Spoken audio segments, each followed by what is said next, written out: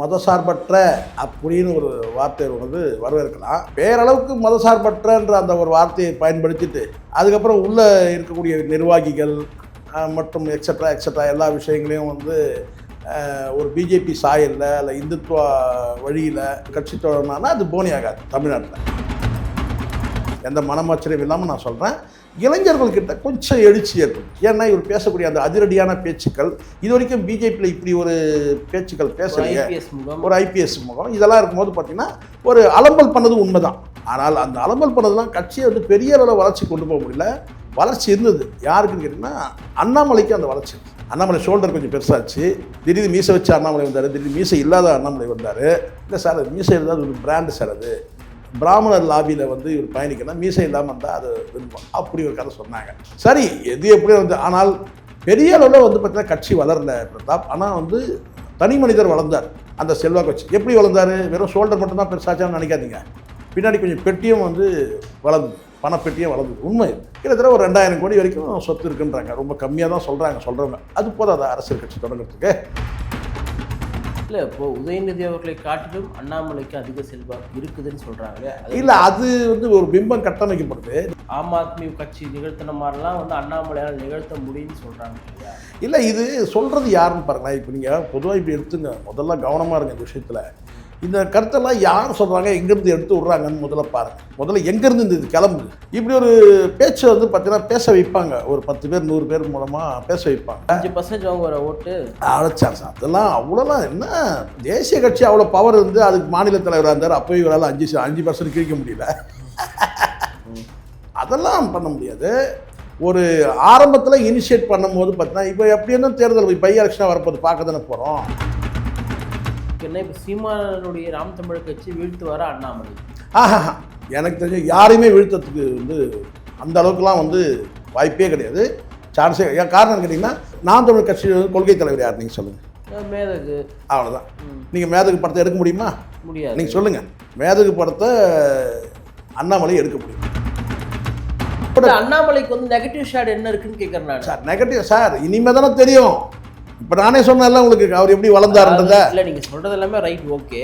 இது எதுவுமே வாக்கில் பிரதிபலிக்காதுன்றது உங்களுக்கும் தெரியும், எனக்கும் தெரியும். கண்டிப்பாக நீங்கள் சொல்கிற கண்டிப்பாக சரி. எதிர்ப்பு நான் கேட்குறேன், அடிப்படையில் கட்சியில் கொள்கை தலைவர் நான் பேசுகிறேன். கொள்கை தலைவர் யார் நீங்கள் சொல்லுங்கள். அண்ணாமலை கொள்கை தலைவர் சொல்லட்டும், கட்சியோட கொள்கையை சொல்லட்டும், தத்துவம் என்னன்னு சொல்லட்டும், கோட்பாடுகள் சொல்லட்டும். எனக்கு தெரிஞ்சு அவர் சிஎன் அண்ணாதுரையை கூட போற்றி போடுவார் திரு அண்ணாமலை, எனக்கு மாற்று கருத்து கிடையாது. நீங்கள் பாருங்க, இப்போ நான் திரும்ப சொல்கிறேன், இங்கே ஏற்கனவே பல பேர் பேசின வார்த்தைகள் இருக்குது. பாட்டாளி மக்கள் கட்சி எங்கேருந்து கிளம்பிச்சின்னு பாருங்கள். திமுகவுக்கு எதிராக தான் கிளம்பிச்சு. பிசிகா எங்கேருந்து கிளம்பிச்சு? திமுக எதிர்ப்பில் தான் கிளம்பிச்சு. எல்லாமே பார்த்தீங்கன்னா திராவிட கட்சிக்கு எதிராக கிளம்பினவங்க தான் ஒரு கட்டத்தில் அங்கே போய் அடங்கிட்டாங்க. நாளைக்கு இந்த அண்ணாமலை பார்த்தீங்கன்னா இதே பிஜேபியிலேருந்து கிளம்பி அங்கேயே போய் அடங்கிட்டானா என்ன பண்ணுவீங்க? வாய்ஸ் ஆஃப் தமிழோட பார்வையாளர்களுக்கு வணக்கம் என்ற சிறப்பு நேர்காணலில் நம்மளுடைய இருந்திருப்பவர் அரசியல் விமர்சகர் திரு சேகுவரா ஜெய்சங்கர் அவர்கள். வணக்கம். வணக்கம் பிரதாப். இளைஞர்களையும் தமிழ்நாட்டினுடைய மக்களையும் முன்வைத்து தான் என்னுடைய கட்சி மதச்சார்பற்ற கொள்கையில் தான் இயங்கும் அப்படின்றத தமிழ்நாட்டினுடைய மண்ணுக்கு ஏற்றபடி கட்சி தொடங்கப்படுற அண்ணாமலை எப்படி பார்க்குறீங்க? முதல்ல வரவேற்கலாம். ஏன்னா மதசார்பற்ற அப்படின்னு ஒரு வார்த்தை வரவேற்கலாம். ஆனால் நேற்றைய தினம் சில கொடிகள் அது அவர் தரப்புலேருந்து வெளியிடப்பட்டதா என்னன்னு தெரியல, காவி மிக்ஸ் ஆகியிருந்ததை நம்ம பார்த்தோம். பேரளவுக்கு மதசார்பற்றன்ற அந்த ஒரு வார்த்தையை பயன்படுத்திட்டு அதுக்கப்புறம் உள்ளே இருக்கக்கூடிய நிர்வாகிகள் மற்றும் எக்ஸட்ரா எல்லா விஷயங்களையும் ஒரு பிஜேபி சாயலில் இல்லை இந்துத்துவ வழியில் ஆரிய கோட்பாடுகளுடைய அந்த வழிகாட்டுதலில் அப்படி ஒரு கட்சி தொடங்கினா அது போனி ஆகாது. தமிழ்நாட்டில் உள்ளபடியே தமிழ்நாட்டில் 2 விஷயம் இருக்குது பிரதாப். உங்ககிட்ட உங்களுக்கு தெரியாத ஒன்றும் கிடையாது. இன்றைக்கி உள்ள அந்த ட்ரெண்டு பார்த்திங்கன்னா, ஒன்று நீங்கள் திராவிடத்தை கையில் எடுக்கணும், சரிங்களா? இல்லைன்னா தமிழ் தேசியத்தை கையில் எடுக்கணும். தமிழ் தேசியத்தை நீங்கள் கை விட்டுட்டு வெறும் திராவிடம் மட்டுமே நீங்கள் எடுத்து பயணித்தாலும் நீங்கள் இன்னைக்கு போனி ஆகாது. ஆக தமிழ் தேசியத்தை தொடாமல் இங்கே யாரும் எவனும் கட்சி நடத்த முடியாது. இது கிட்டத்தட்ட ஒரு 1.5 லட்சம் பேர் செய்த தியாகத்தின் வெளிப்பாடு.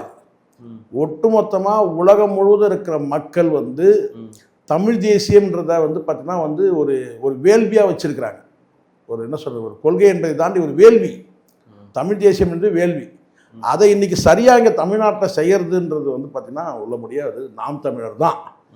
ஆனால் இன்னைக்கு புதுசாக வரக்கூடிய கட்சிகள் இங்கே வந்து பேரளவுக்கு மதசார்பற்றன்ற அந்த வார்த்தையை சும்மா கையில் வச்சுக்கிட்டு இங்கே வந்து மண்ணுக்கேற்ற நான் அரசியல் பண்ணேன்னா, அந்த மண்ணுக்கேற்ற அரசியல் என்பதே வந்து தமிழ் தேசிய அரசியல் தான். இப்போ அண்ணாமலை வந்து பிஜேபியிலிருந்து வெளியேறதுக்கான காரணமாக நீங்கள் எதை பார்க்குறீங்க? இல்லை, நான் இது நினைக்கிறது என்னென்னா, அண்ணாமலைக்கு இன்னைக்கு இல்லை, அவர் வந்து கிட்டத்தட்ட எனக்கு தெரிஞ்சு ஒரு 3 வருஷமாகவே வந்து நான் சொல்ல பாராளுமன்ற தேர்தலுக்கு முன்னாடியே அவருக்கு ஒரு எண்ணம் இருந்தது. அது என்னால் வெளிப்படையாக நாகரிகங்கிறது என்னால் சொல்ல முடியல. சில அரசியல் நட்பு வட்டாரங்கள்லேருந்து எனக்கு தகவல் வந்தது. என்னென்னா, அண்ணாமலை வந்து அரசியல் கட்சி தொடங்க போகிறாரு. அதுக்கு காரணம் என்னென்னா, ஒரு முறை நான் பேசும்போது சொல்லியிருந்தேன். என்னன்னு கேட்டிங்கன்னா, இவங்க வந்து பார்த்தீங்கன்னா வந்து மண்ணுக்கேற்ற அரசியல் பண்ணவே இல்லை, தாமரை வந்து மயிரில் கூட வந்து மலராது அப்படின்னு வெளிப்படையாக நான் சொல்லியிருந்தேன். அப்போ அண்ணாமலை நான் ஒருமையில் கூட நான் பேசியிருந்தேன் அந்த இதில் வந்து கேட்டேன். காரணம் கேட்டால் அண்ணாமலை செய்யக்கூடிய அந்த அரசியல் வந்து ஒரு அடிச்சாட்டி அரசியல். அடுத்த கட்சிகளை வந்து பார்த்திங்கன்னா வந்து சிதைக்கிற அந்த அரசியல் இருக்குது. மத்தியில் இருக்கிற பாராளுமன்றத்தை, அதாவது மத்திய அரசு கைக்குள்ளே வச்சுக்கிட்டு இங்கே இருக்கிற அரசியல் கட்சிகளை சரி தலைவர்களே ரொம்ப ஏகவசனம் பேசுகிறாரு அப்படின்ற மாதிரி சில கருத்துக்கள் வச்சு ஒரு வீடியோ வந்து ஒரு காணொலியில் பேசியிருந்தேன். அதுக்கு பிறகு ஒரு 10 நாள் இருக்கணும். நான் சொல்கிறது ஒரு 3 வருஷம் இருக்குது. இப்படி 2022 23 நினைக்கிறேன். அப்போது வந்து பாராளுமன்ற தேர்தலுக்கு முன்னாடி, அது நல்லா ஞாபகம் இருக்குது. அப்போ இல்லை வந்து மண்ணுக்கேற்ற அரசியல் நீங்கள் சொன்னீங்கல்ல, அது நிச்சயமாக வந்து தனி கட்சி தொடங்கின இருக்குது. இந்த பிஜேபியில் இருந்துட்டு அவர் வந்து அதை செய்ய முடியாது அப்படின்னு சொன்னாங்க. இது என்ன, அந்த நடை பயணம் பண்ணார்ல, அந்த பாத யாத்திரை மாதிரி பண்ணார் இல்லையா, அப்போ நம்ம கிண்டல் அடிச்சு பேசியிருந்தோம். இது பாத யாத்திரையா, நடை பயணமா, என்ன கன்றாவி இது, என்ன கருமம் இதுன்னு சொல்லியிருந்தோம். அப்போ வந்து சொன்னாங்க இந்த மாதிரி சொன்னாங்க. அப்போது இப்போ வந்து இவர் வந்து மண்ணுக்கேற்ற அரசியல் மதசார்பற்ற அப்படின்னு நம்ம நினைக்கும் போது பார்த்தீங்கன்னா, நீங்கள் அது ஒரு படி மேலே போய் நீங்கள் வந்து தமிழ் தேசிய அரசியல் பேசினால் மட்டும்தான் நீங்கள் வந்து மக்கள்கிட்ட எடுபடும். ஆனால் அது கூட வந்து பார்த்தீங்கன்னா, சீமான் அவர்கள் பேசக்கூடிய அளவுக்கு இங்கே யாரும் வந்து தமிழ் தேசிய அரசியல் பேச முடியாது. எனக்கு வந்து உள்ளபடியே நான் சொல்கிறேன். தேசியம் அப்படின்றத கொஞ்சம் தள்ளி வச்சுட்டு கூட நம்ம அண்ணாமலையை மட்டும் குறிப்பாக பார்த்தோம்னா, அண்ணாமலை தலைவரானது நல்ல தமிழ்நாட்டுக்கு பிஜேபிக்கு அப்போவே பிஜேபி நல்ல வாக்கு தானே வாங்குச்சு. இல்லையே, இப்போ நீங்கள் நல்ல வாக்குகள் நீங்கள் பேசுறீங்கல்ல, நான் சொல்கிறது என்னன்னா, பிஜேபியினுடைய இதுவரை இல்லாத வாக்கு வாங்குச்சு. இல்லை, அது நாங்கள் சொல்கிறேன் உங்களுக்கு எப்படின்றத நான் சொல்கிறேன். முதல்ல 5 ஆண்டு காலம் ஆட்சி, 10 ஆண்டு காலம் ஆட்சி, அதை கடந்து கிட்டத்தட்ட 12 ஆண்டு காலம் நிறைவு செய்கிற இடத்துல இன்றைக்கி வந்து மத்தியில் பிஜேபி இருக்கும்போது பார்த்தீங்கன்னா, அதனுடைய தாக்கம் வந்து பார்த்தீங்கன்னா கண்டிப்பாக நிச்சயமாக எல்லா ஸ்டேட்லேயும் இருக்கும்போது தமிழ்நாட்டில் அந்த அளவுக்கு இருக்கும்.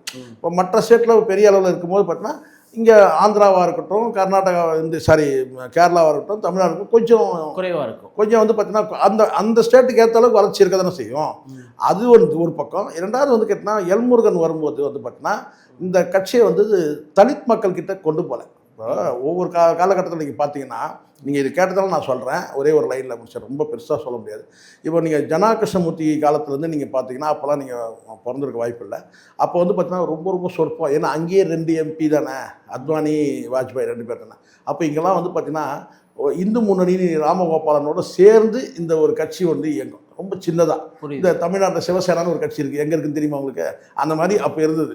அப்போது இந்து முன்னணி ராமகோபாலன் கூட சேர்ந்து இந்த பிஜேபின்ற அந்த பாரதிய ஜனசங்கன்றதும் பாரதிய ஜனதா கட்சியாக மாறினதும் சேர்ந்து ஜனா கிருஷ்ணமூர்த்தி காலத்துக்கு பிறகு அதுக்கப்புறம் லட்சுமணன், இலகணேசன் இவங்கெல்லாம் வந்தபோது பார்த்தீங்கன்னா ஓரளவுக்கு இந்த பிராமண மக்கள்கிட்ட போச்சே தவிர இடைநிலை சமூகத்துக்கிட்டையோ அல்லது அதை கடந்து உங்களுக்கு வந்து தலித் மக்கள்கிட்ட போகவே இல்லை. அப்போது தமிழிசை அக்கா கிட்ட வந்த பிறகு தான் அது வந்து இடைநிலை சமூகத்துக்கிட்ட போச்சு. குறிப்பாக நாடார் சமூகத்திட்டலாம் வந்து கட்சி வந்து கொண்டு போனதும் அந்த அக்கா தான். அதுக்கு பிறகு எல்முருகன் வந்தபோது கேட்டிங்கன்னா, விசிகாலேருந்து உங்களுக்கு கூட தெரியும், நான் பல பேர் விசிகாலேருந்து விலகி போய் எல்முருகன் தலைமையில் போய் அந்த கட்சியில் வந்து சேர்ந்தாங்க. இப்படி மெல்ல அந்த வளர்ச்சி இருக்க தான் செய்யுது. அது அண்ணாமலை வந்த பிறகு உள்ளபடியே நான் வந்து எந்த மனமாச்சரியம் இல்லாமல் நான் சொல்கிறேன், இளைஞர்கள்கிட்ட கொஞ்சம் எழுச்சி ஏற்படுது. ஏன்னா இவர் பேசக்கூடிய அந்த அதிரடியான பேச்சுக்கள், இது வரைக்கும் பிஜேபியில் இப்படி ஒரு பேச்சுக்கள் பேசலையே, ஒரு ஐபிஎஸ் முகம் இதெல்லாம் இருக்கும்போது பார்த்தீங்கன்னா ஒரு அலம்பல் பண்ணது உண்மைதான். ஆனால் அந்த அலம்பல் பண்ணதெல்லாம் கட்சியை வந்து பெரிய அளவில் வளர்ச்சி கொண்டு போக முடியல. வளர்ச்சி இருந்தது யாருக்குன்னு கேட்டிங்கன்னா, அண்ணாமலைக்கு அந்த வளர்ச்சி இருந்தது.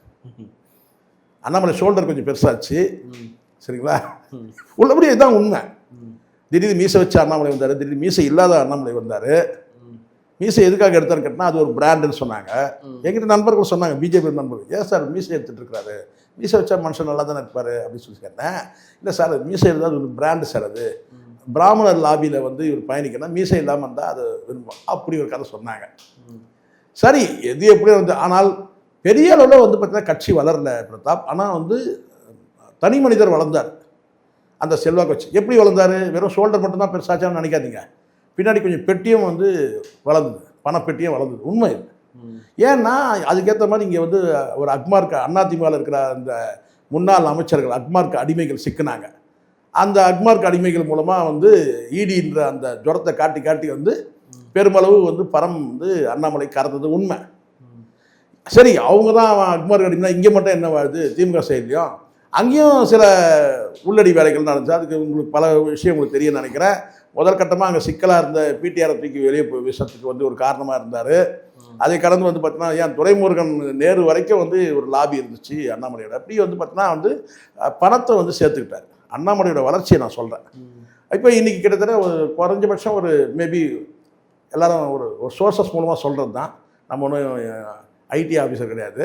கிட்டத்தட்ட ஒரு 2000 கோடி வரைக்கும் சொத்து இருக்குன்றாங்க. ரொம்ப கம்மியாக தான் சொல்கிறவங்க.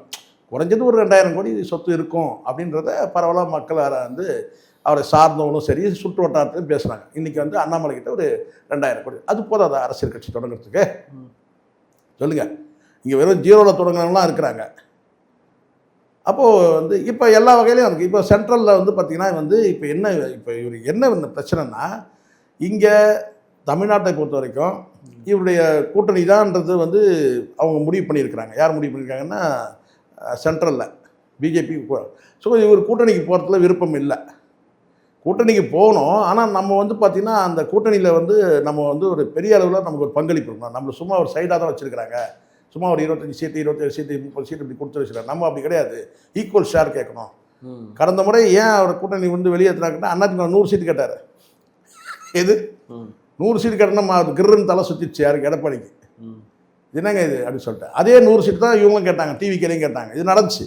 சொல்கிறாங்களே டிஎம்கேக்கும் ஏடிஎம்கேக்கும் ஒரு இன்டர்னலாக பேச்சுவார்த்தை வந்து எல்லா தரப்புலையும் நடந்துச்சு. 100 சீட் வரைக்கும் கேட்டாங்க. ஃபஸ்ட்டு சிஎம் வந்து விஜய், செகண்ட் சிஎம் வந்து பார்த்தீங்கன்னா எடப்பாடி. அதுக்கெல்லாம் அவர் ஒத்துக்கலை எடப்பாடி. உண்மை நடந்தது. ஸோ அதனால் இப்போ வந்து என்னென்னா இளைஞர்கள்கிட்ட ஒரு எழுச்சி இருக்குது, தன்னெழுச்சி இருக்குது. அது விஜய் சாதகமாக போகுது. அது காரணம் அவர் ஒரு நடிகர்ன்ற அந்த அடிப்படையில் போகுது. இது ஒரு நல்ல தருணம். ஏன் நம்ம வந்து இளைஞர்கள் தங்கள் பக்கம் இருக்கக்கூடாது? இப்போ யூத் அரசியலை விரும்புகிறாங்க. எல்லாமே யூத் லீடர்ஸ் எல்லாருமே. எல்லாம் மொத்தம் வந்து ஓல்டு பீஸ் ஆகிடுச்சு. இல்லை, இப்போது உதயநிதி அவர்களை காட்டிலும் அண்ணாமலைக்கு அதிக செல்வாக்கு இருக்குதுன்னு சொல்கிறாங்களே. இல்லை, அது வந்து ஒரு பிம்பம் கட்டமைக்கப்படுது. நீங்கள் கட்சி ஸ்ட்ரக்சர் நான் இப்போ ஒரு விஷயம் நல்லா புரிஞ்சுங்க. 2 விஷயம் இருக்கீங்க. ஏற்கனவே ஒரு ஒரு ஒரு இயற்கையாக நீங்கள் வந்து பார்த்தீங்கன்னா யோசிச்சிங்கன்னா கிட்டத்தட்ட ஒரு 60-70 ஆண்டு காலம் இருக்கிற ஒரு கட்சி, இயற்கையாக வந்து கட்சி கட்டமைப்பு இருக்குது. அதுக்கு பேர் வந்து புதுசாக கட்சி ஆரம்பிக்க வேண்டிய அவசியம் கிடையாது. அதில் ஒரு தலைவர், இளம் தலைவர் வராருன்னா அவருக்கு செல்வாக்கு இருக்குமா? புதுசாக ஒருத்தர் வந்து ஒரு தேசிய கட்சியில் வந்து, அதுவும் அந்த கொள்கை, அதாவது நான் தமிழ்நாட்டு மக்களுக்கு முற்றிலும் ஆம் ஆத்மி கட்சி நிகழ்த்தின மாதிரிலாம் வந்து அண்ணாமலையால் நிகழ்த்த முடியும்னு சொல்கிறாங்க இல்லையா? இல்லை, இது சொல்கிறது யாருன்னு பாருங்களேன். இப்போ நீங்கள் பொதுவாக இப்படி எடுத்துங்க, முதல்ல கவனமாக இருங்க இந்த விஷயத்தில். இந்த கருத்தெல்லாம் யார் சொல்கிறாங்க, எங்கேருந்து எடுத்து விட்றாங்கன்னு முதல்ல பாருங்கள். முதல்ல எங்கேருந்து இந்த இது கிளம்புது? இப்படி ஒரு பேச்சை வந்து பார்த்தீங்கன்னா பேச வைப்பாங்க. ஒரு 10 பேர் 100 பேர் மூலமாக பேச வைப்பாங்க. எக்ஸ்ட்ராவாக அவருக்கு வந்து ஒரு அறிவு வந்துச்சுங்கன்னு சொல்லுவாங்க. நேற்று வரைக்கும் இருந்த உதயநிதி வேறங்க, இன்றைக்கி வந்து பார்த்திங்கன்னா அடிஷ்னலாக ஒரு அறிவு எப்படி வந்துச்சுன்னே தெரியலங்க. நைட்டாக வந்துச்சுங்க. போகிற இடத்தெல்லாம் பயங்கரமாக பேசுகிறாருங்க அப்படின்னு வந்து ஒரு ட்ரெண்ட் திடீர்னு கிளம்பும். உங்களுக்கு நான் சொல்லட்டுமா, மூப்பனார் எத்தனை ஆண்டு காலமாக வந்து ஜிகே மூப்பனார் எத்தனை ஆண்டு காலமாக அவர் அரசியல் இருக்கிறார். எம்ஜிஆர் காலத்துலேருந்து, எம்ஜிஆர் காமராஜர் காலத்துலேருந்து இருக்கிறாரு. எம்ஜிஆர் எதிர்த்துலாம் இவங்க வந்து காங்கிரஸ் கட்சியில் இருந்தாங்கன்னா, ஆனால் என்றைக்கு திரும்ப அவர் பேசப்பட்டார் இருக்குதுன்னா 96ல் அவர் போகிற இடத்துல அவர் பேசினார்னா கூட்டத்தில் வந்து பார்த்தீங்கன்னா காங்கிரஸ்காரனே இருக்க மாட்டான், வெறும் அப்படி இருந்தது. ஆனால் அவர் வந்து ஒரு ரப்பர் செப்பல் போட்டுக்கிட்டு வீதியில் நடந்தார்னா அவர் பின்னாடி மிகப்பெரிய கூட்டம் திரண்டுச்சு 96ல். எப்படி திடீர்னு வந்துச்சு? அப்போ எல்லாரும் எழுதுனாங்க, நாங்கள் 35 வருஷமா 40 வருஷமா இருக்கிறாருங்க, அப்போ கூட்டமே வரலங்க.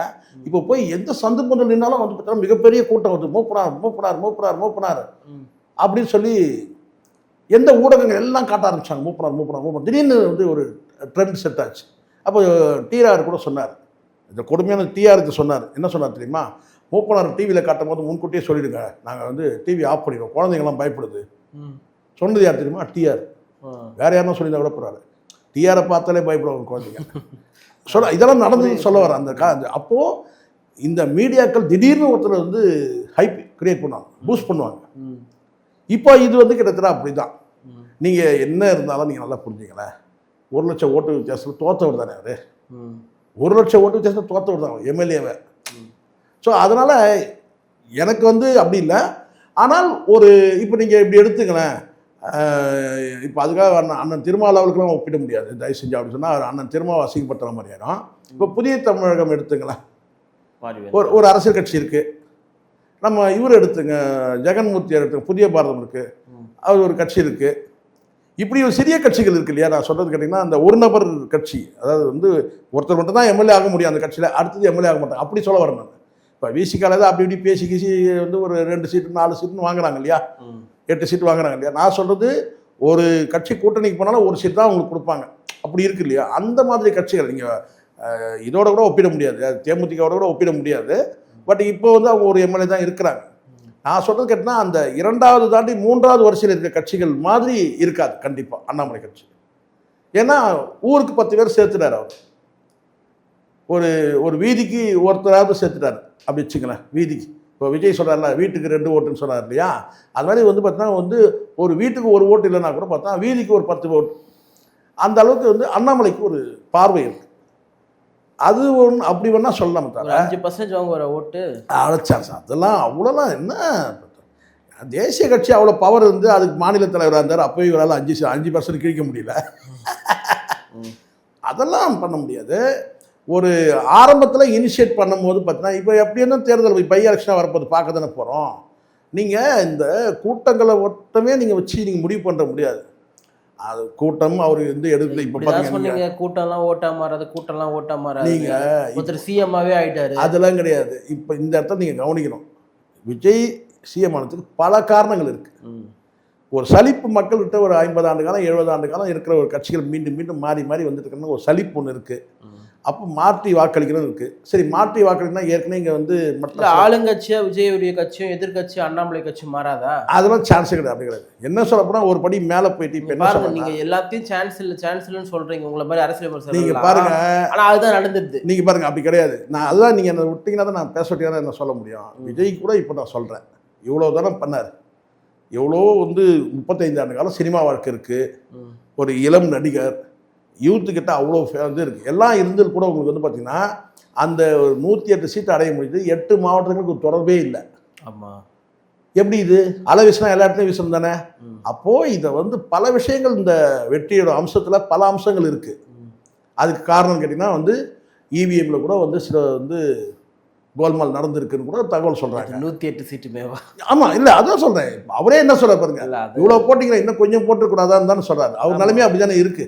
மேடையில் பேசும்போது பரிதாபமாக தான் இருக்கா, சொல்லும் போது இன்னும் இவ்வளோ போட்டிங்க இன்னும் கொஞ்சம் போட்டிங்கன்னா கொஞ்சம் நல்லா இருந்திருக்கான்ற. ஸோ இதில் நிறைய வந்து இன்ஸ்டா வந்து பார்த்திங்கன்னா வந்து இந்த மூளை செலவின்னு ஒன்று நடந்தது. ஸோ இதெல்லாம் வந்து இப்போ மக்கள் வந்து பேசுறதே இல்லை, பேச வைக்கப்படுறாங்க. அப்படி நடக்குது. நாம் தமிழருடைய வாக்கு வங்கியை விட அண்ணாமலையுடைய வாக்கு வங்கி அதிகமாக இருக்கும் அப்படின்னு சொல்கிறாங்க. இல்லை, எனக்கு என்ன காரணம்னா இப்போ சீமான் வந்து ஒரு தொய்வில் இருக்காரு அப்படின்னு சொல்கிறாங்க. நீங்கள் பொறுத்திருந்து பாருங்கள், இந்த இடைத்தேர்தல் வருதுல, 5 தொகுதி இடைத்தேர்தல் வருதுல, அதில் எப்படி போட்டிட்டு தான் போகிறாங்க.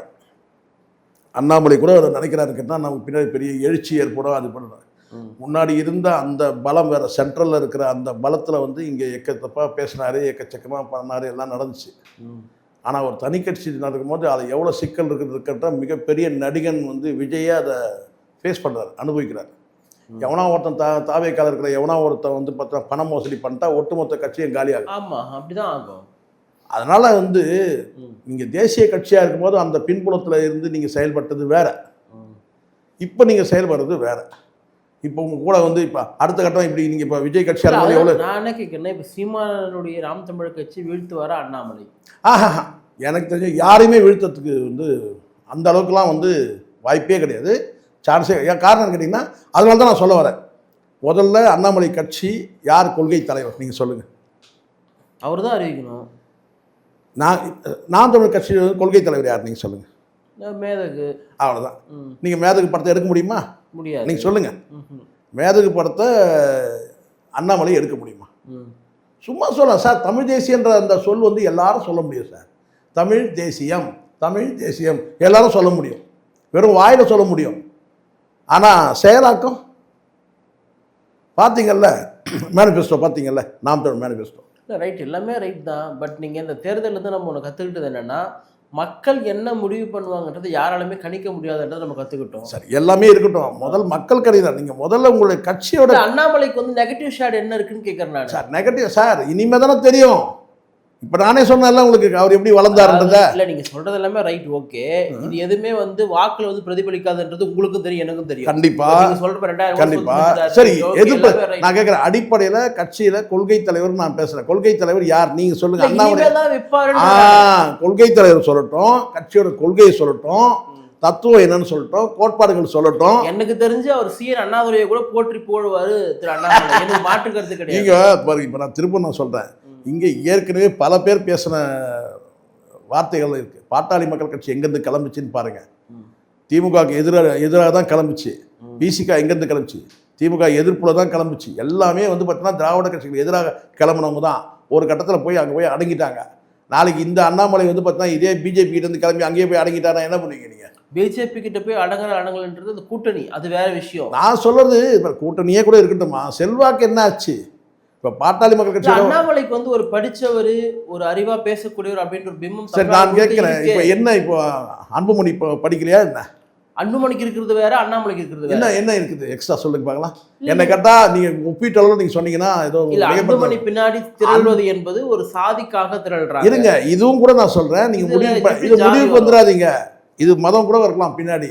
கொஞ்சம் பொறுமையாக இருங்க, கட்சி தொடங்கட்டும். இல்லை எனக்கு தெரிஞ்ச அண்ணாமலை, அதனால தான் நான் திரும்பி சொல்கிறேன், வெறும் வார்த்தையால் வந்து இது மதசார்பற்ற, நேற்று வரைக்கும் மதசார்புள்ள கட்சியில் இருந்தவர், அதுக்கு ஒரு விளக்கம்லாம் சொன்னவர். விஜய் சொன்னாரு தமிழ் தேசியம் திராவிடம் எனது கண்கள் சொன்னாரு. தமிழ் தேசியத்தை பற்றியோ திராவிடத்தை பற்றியோ எதுவுமே வச்சு பேசல. சரி, இப்போ இல்லை அதுதான் இப்போ பார்த்தீங்களா, இங்கே நல்லா கவனிங்க. இப்போ தமிழ் தேசியம் கண்ணுன்னு சொன்னார். இப்போ நானே ஒரு 2 வாரத்துக்கு முன்னாடி பேசினேன். விஜய் வந்து ஒத்த கண்ணில் இருக்கிறாரு. ஏன்னா தமிழ்தாய் வாழ்த்து 3வது இடத்துக்கு போயிடுச்சு. அப்போ வந்து ஒரு கண்ணு போயிடுச்சு அவருக்கு. தமிழ் தேசியத்தில் ஒரு கண்ணு போயிடுச்சு, திராவிடம் என்ற கண்ணு மட்டும்தான் இருக்குது. அப்படி ஆயிடுச்சு இல்லை? இப்போ புரியுதுங்களா? அப்போ வெறும் வார்த்தை ஆயிடுச்சு. எது தமிழ் தேசியம் 2 கண்கள் சொன்னது ஒரு வார்த்தை ஆயிடுச்சு. அந்த மாதிரி அண்ணாமலை இது கூட பார்த்தீங்கன்னா வெறும் வார்த்தையாக போகிறதுக்கு கூட வாய்ப்பு இருக்குது. என்னுடைய கணிப்பு அண்ணாமலை ஒரு 3rd ஆல்டர்னேட்டிவ் வருவார் நான் பார்க்குறேன். அதை நீங்கள் இல்லை, எனக்கு அதில் வந்து இப்போ நான் சடனாக நான் சொல்லிட்டேன்னா நான் ரொம்ப இம்மெச்சூர்ட் ஆகிடுவேன். நான் எனக்கு அதில் ஐடியா இல்லை. அவர் முதல்ல கட்சியோட கொள்கையை அறிவிக்கட்டும், கோட்பாடுகள் தத்துவங்களை சொல்லட்டும். விஜய்கிட்ட நாங்கள் என்ன கேள்வி கேட்டோமோ அதே கேள்வி நம்ம கேட்போம் இல்லையா? விஜய் கட்சியை வந்து பார்த்திங்கன்னா வந்து இதே ஜான் வந்து சேர்ந்து செயல்படணும்னு சொன்னார். அப்போ ஜான்கிட்ட நான் சொன்னேன்னு கேட்டேன்னா, அவர் கட்சியோட கொள்கை எல்லாத்தையும் அறிவிக்கிட்டோன்ற அந்த நிலைப்பாட்டை நான் இருந்தேன். கட்சியோட கொள்கையெல்லாம் அறிவித்து அவருடைய செயல்பாடுகள், தனிப்பட்ட நடவடிக்கைகள் இது எல்லாம் பார்க்கும்போது எனக்கு அதிருப்தியாக இருந்துச்சு. எனக்கு எந்த கட்சியில் சேர ஐடியாவே எனக்கு இல்லை. ஆனால் இன்றைக்கி இப்படியே விட்டுருங்க, நான் அப்படியே இருந்துடுறேன் அப்படின்னு சொல்லிட்டு. ஸோ எதுக்காகன்னா, இங்கே வந்து ஆரம்பம் சரியாக இருக்கும், அது எப்படி போகுதுன்னு பார்க்கணும். நீங்கள் அறிவிச்சிடலாம். இப்போ நான் இப்போ இதுதான் ஒரே ஒரு நேற்று வரைக்கும் நீங்கள் மத சார்புள்ள ஒரு கட்சியில் இருந்துட்டு ஓவர் நைட்டு திடீர்னு கிளம்பி தனியாக ஒரு கடை தொடங்குறேன், இது அந்த வியாபாரம் வந்து சரியாக இல்லை. இப்போ நேற்று வரைக்கும் நீங்கள் என்ன வந்துன்னா ஒரு இனிப்பு கடை நடத்துறீங்க சார். இருங்க சார், நேற்று வரைக்கும் நீங்கள் வந்து ஒரு இனிப்பு ஒரு என்ன சொன்னால் உரம் கடை நடத்துறீங்க.